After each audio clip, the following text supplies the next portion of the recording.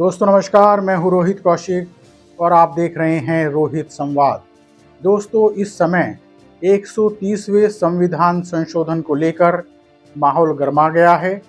एक तरफ सरकार कह रही है कि राजनीति में शुचिता और नैतिकता के लिए यह विधेयक जरूरी है, तो दूसरी तरफ विपक्ष को आशंका है कि सरकार इसका दुरुपयोग कर सकती है।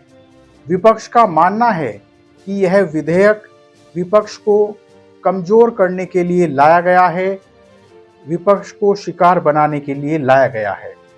विपक्षी नेताओं का आरोप है कि इसके जरिए किसी भी राज्य के मुख्यमंत्री व मंत्री को झूठे और गंभीर आरोप लगाकर जेल में डालकर उसे पद से हटाने का रास्ता निकाला जा सकता है।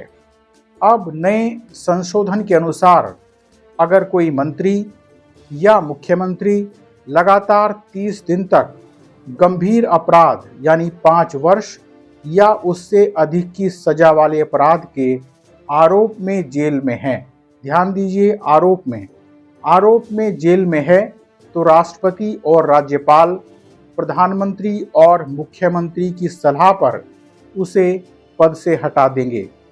यदि प्रधानमंत्री सलाह नहीं देते हैं तो 31 दिन के बाद वह मंत्री अपने पद से हटा हुआ मान लिया जाएगा।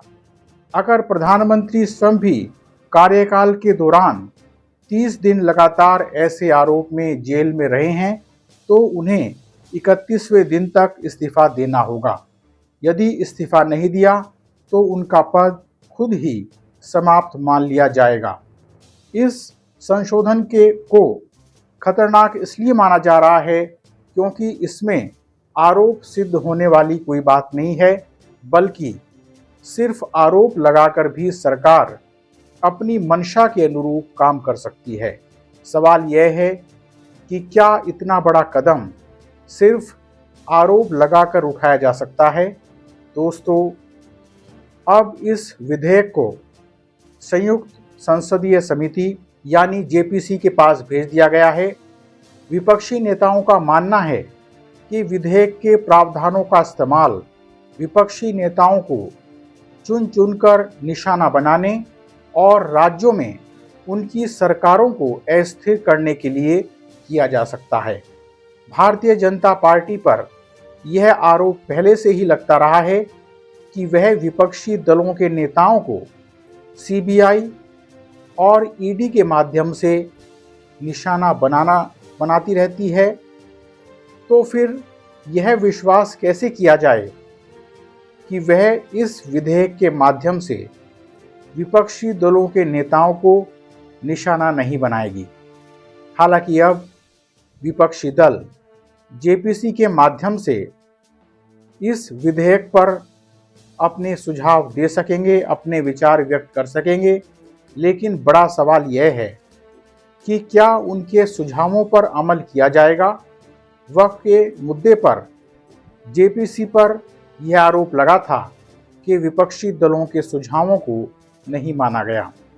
दोस्तों इस मुद्दे पर पश्चिम बंगाल की मुख्यमंत्री ममता बनर्जी ने तो यहाँ तक कह दिया कि 130वां संविधान संशोधन विधेयक सुपर इमरजेंसी से भी आगे क्या कदम है, जो भारत में लोकतांत्रिक युग को हमेशा के लिए समाप्त कर देगा। उन्होंने दावा किया कि मोदी सरकार के इस विधेयक का उद्देश्य न्यायपालिका की स्वतंत्रता को समाप्त करना है, खत्म करना है और इसके जरिए मौजूदा केंद्र सरकार एक व्यक्ति, एक पार्टी, एक सरकार सिस्टम को मजबूत करने का प्रयास करना चाहती है। दोस्तों सवाल यह है कि क्या वास्तव में भारतीय जनता पार्टी की सरकार, क्या वास्तव में मोदी सरकार राजनीति का शुद्धिकरण करना चाहती है? क्या यह सरकार वास्तव में चाहती है कि राजनीतिक शुचिता कायम रहे? क्या 130वें संविधान संशोधन के माध्यम से राजनीतिक शुचिता कायम रह सकती है? राजनीतिक शुचिता के लिए यह जरूरी है कि सामाजिक सरोकारों वाले अच्छे लोग राजनीति में आएं, इस दौर में जिस तरह से राजनीति में पूंजी का दखल बढ़ता जा रहा है, क्या उससे सच्चे अर्थों में राजनीतिक शुचिता कायम रह सकती है? आज जिस तेजी के साथ ठेकेदार लॉबी राजनीति में कदम रख रही है, राजनीति में आ रही है और बड़े बड़े भाषण दे रही है, नैतिकता पर भी बड़े बड़े भाषण दे रही है, क्या उससे राजनीतिक शुद्धिकरण की प्रक्रिया पूर्ण हो सकती है?